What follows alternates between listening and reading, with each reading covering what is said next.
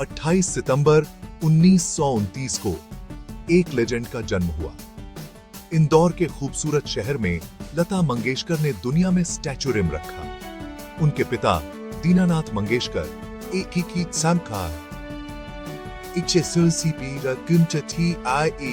प्रसिद्ध शास्त्रीय गायक और रंगमंच आर्टकार थे। उन्होंने अपनी पहली बेटी का नाम हेमा रखा। बाद में प्यार से उनका नाम बदलकर लता रखा गया। इसने एक ही ऐसी यात्रा की शुरुआत की जो बर्डंतीय संगीत के परिदृश्य को हमेशा के लिए बदल देगी। लता का बचपन संगीत में डूबा हुआ था। उनके पिता एक रिस्पेक्टेड आर्टकार ने उनमें राग और ताल के प्रति गहरा प्रेम पैदा किया। मंगेशकर परिवार संगीत से रेजोनेटिंग था। युवा लता ने यह सब आत्मसात कर लिया। अनलाइफे में अपनी असाधारण प्रतिभा की नींव रखी। किसे पता था कि वह बर्डंत की कोकिला बनकर ब्लू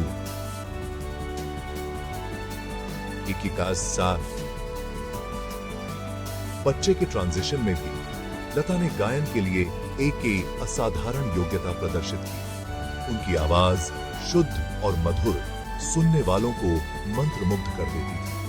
वह अपने पिता के साथ उनके प्रदर्शन में लाइफे लगी। संगीत की दुनिया अपनी सभी टाइम सीकियों और पेचीदगियों के साथ उनका खेल का मैदान बन गई। हालांकि जीवन की अन्य योजना एक की संग थी। लता जब मात्र 13 वर्ष की थीं, तब मंगेशकर परिवार पर ट्रेजेडी टूट पड़ी। उनके पिता, उनके गुरु, उनके पाथदर्शक सितारे का निधन हो गया। क्षति बहुत गहरी थी। इसने लता के जीवन में एक शून्य छोड़ दिया और परिवार पर एक लंबी छाया डाल दी। परिवार का अक्रॉसन पोषण करने की जिम्मेदारी युवा लता के कंधों पर आ गई। इस जिम्मेदारी का भार बहुत अधिक था, पर लता ने हिम्मत से और संगीत को अपनी ताकत बनाकर इस चुनौती का डटकर सामना किया। इसने उनके जीवन में एक महत्वपूर्ण मोड़ ला दिया।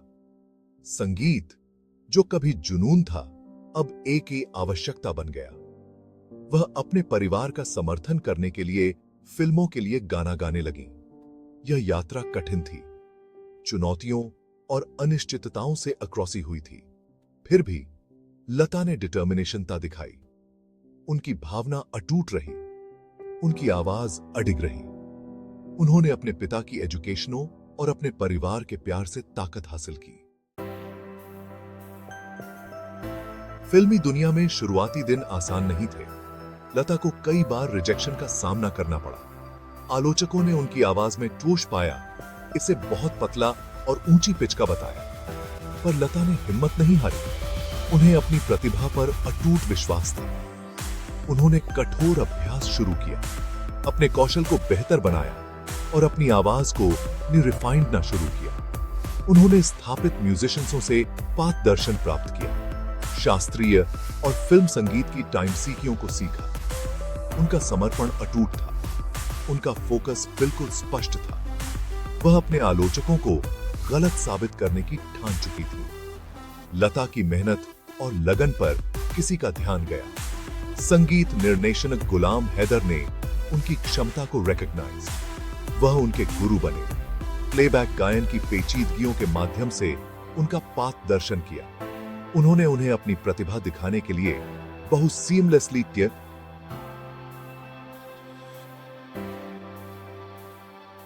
अवसर दिए। 1949 का वर्ष लता के करियर में एक ही महत्वपूर्ण मोड़ लेकर आया। फिल्म महल का गाना आएगा आने वाला ने पूरे देश में तहलका मचा दिया। लता की आवाज ने अपनी भूतिया धुन और स्पिरिटात्मक गहराई के साथ श्रोताओं को मंत्रमुग्ध कर दिया। यह गीत तुरंत हिट हो गया, जिससे लता सुर्खियों में आ गई। आएगा आने वाला महज एक ही गाना नहीं था, यह लता की प्रतिभा और डिटर्मिनेशनता का प्रमाण था। इसने उनके आलोचकों को साइलेंस्ड करा दिया और उन्हें बर्डंतीय फिल्म उद्योग में एक ही ताकत के ट्रांजिशन में स्थापित कर दिया। उनकी आवाज धुन का पर्याय बन गई। उनका नाम बर्डंतीय सिनेमा के इतिहास में अंकित हो गया। उस क्षण से पीछे मुड़कर नहीं देखा। लता की आवाज एक ही राष्ट्र की आवाज बन गई। उन्होंने पीढ़ियों से अभिनेत्रियों को अपनी आवाज दी, अपने भावपूर्ण गायन से उनके पात्रों में जान फूंक दी। उनके गीत लोगों के जीवन का साउंड ट्रैक बन गए। उनके साथ खुशी, दुख, प्यार और हानि के मोमेंटों में उनका साथ दिया। भाग 5, धुन में ढली एक लेगेसी। लता मंगेशकर के करियर का विस्तार 7 दशकों से भी अधिक समय तक रहा। इस दौरान उन्होंने 36 से अधिक बर्डनटीय लैंग्वेजों और कुछ विनेशनी लैंग्वेजों में थाउजेंडों गाने रिकॉर्ड किए। उनके परफॉर्मेंसेसों में शास्त्रीय और भक्ति सॉन्गों से लेकर फिल्मी संगीत और गजल तक शैलियों की एक विशाल श्रृंखला शामिल थी। उनकी आवाज अपनी उल्लेखनीय रेंज और बहुमुखी प्रतिभा के साथ सहज एफर्टलेसता के साथ स्पिरिटों के एक स्पेक्ट्रम को व्यक्त कर सकती थी। उन्होंने मदन मोहन, ASD बर्मन, R.D. बर्मन, शंकर जयकिशन, लक्ष्मीकांत लवेलाल और AR रहमान जैसे दिग्गज संगीत डायरेक्टरों के साथ काम किया,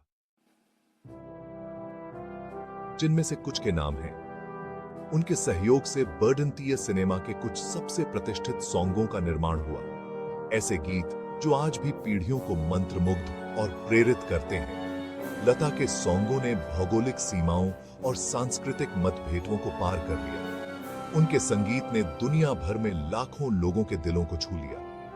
उनकी आवाज शुद्ध और उत्तेजक में एक से की बीस सोहे के सार्वभौमिक अपील थी। यह प्यार, हानि, आशा और लालसा की भाषा बोलती थी, ऐसी स्पिरिट जो जीवन के सभी क्षेत्रों के लोगों के साथ प्रतिध्वनित होती थी।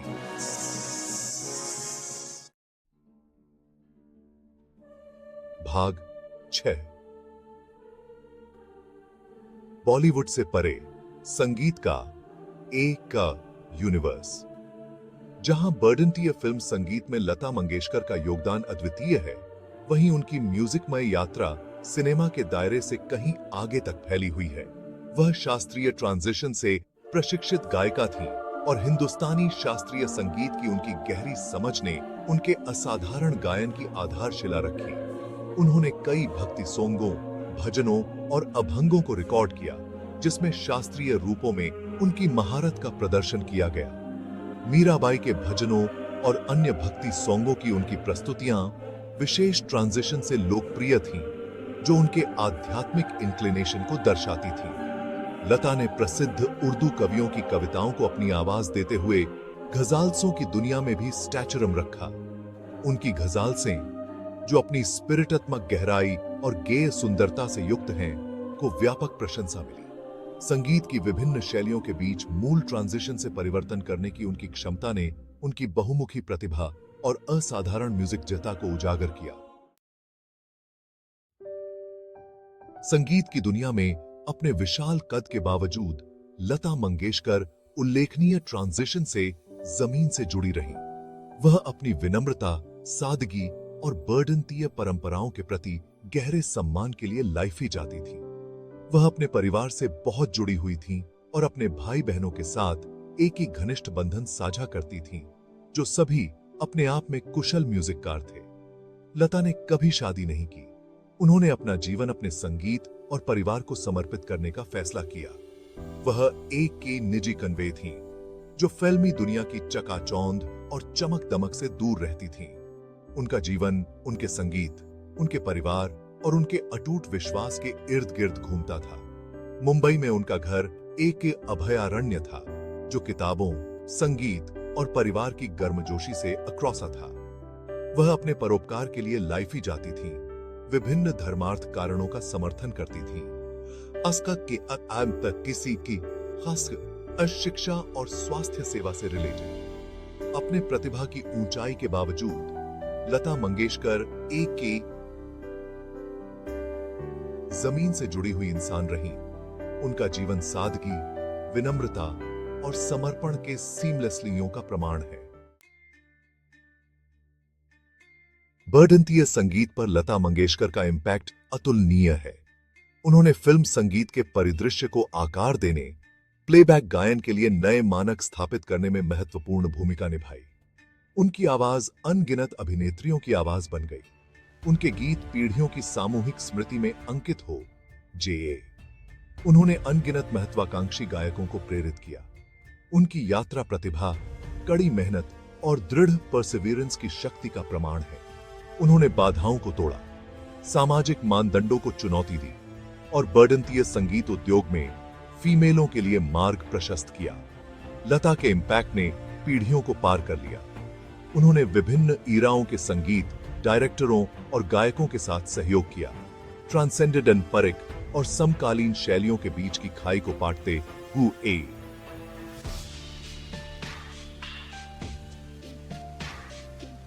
उनका संगीत शैलियों में म्यूजिशियंसों को प्रेरित और प्रभावित करता रहता है। उनकी विरासत बर्डंत की समृद्ध संगीत विरासत का एक अभिन्न अंग है। लता मंगेशकर की असाधारण प्रतिभा और बर्डंतीय संगीत में योगदान ने उन्हें बर्डंत और इंटरनेशनल स्तर पर कई पुरस्कार और मान्यता एम से दिलाई। वह बर्डंत के सर्वोच्च नागरिक सम्मान बर्डंत रत्न, पद्म विभूषण, पद्म भूषण और पद्मश्री की प्राप्तकर्ता थीं।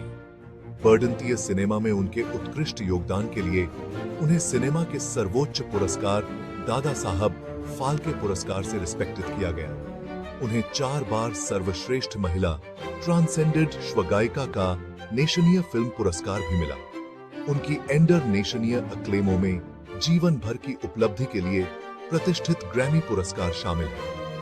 उन्हें इतिहास में सबसे अधिक रिकॉर्ड किए गए आर्टकार के ट्रांजिशन में Guinness book of world records द्वारा भी रिस्पेक्टेड किया गया। उनके पुरस्कार और मान्यता ऊंची संगीत की दुनिया में उनके अद्वितीय कद के प्रमाण हैं। 6 फरवरी 2022 को लता मंगेशकर के निधन ने बर्डंतीय संगीत के एक युग का अंत कर दिया। बर्डंत की कोकिला भले ही खामोश हो गई हो, लेकिन उनकी आवाज आज भी दुनिया भर में लाखों लोगों के दिलों में गूंज रही है। उनका संगीत आराम, प्रेरणा और आनंद का स्रोत बना हुआ है। उनका सफर अपने परिवार का समर्थन करने के लिए गाने वाली एक ही छोटी लड़की से बर्डंत की सबसे चर्चित आवाज बनने तक का सफर, हर जगह महत्वाकांक्षी आर्टिस्टों और सपने देखने वालों के लिए एक ही प्रेरणा है। उनकी विरासत न केवल उनका संगीत है, बल्कि उनकी विनम्रता, अनुग्रह और उनके क्राफ्ट के प्रति अटूट समर्पण भी है। लता मंगेशकर का जीवन और संगीत इस बात की याद दिलाता है कि सच्ची कला समय और स्थान की सीमाओं को पार कर जाती है। उनके गीत अपना जादू बुनते रहते हैं, जीवन को टचते हैं, पीढ़ियों को जोड़ते हैं और हमें संगीत की स्थायी शक्ति की याद दिलाते हैं। हो सकता है कि कोकिला का गीत समाप्त हो गया हो, लेकिन उसकी धुन रेजोनेटिंग रहती है, हमेशा के लिए बर्डंत की आत्मा में अंकित हो गई है।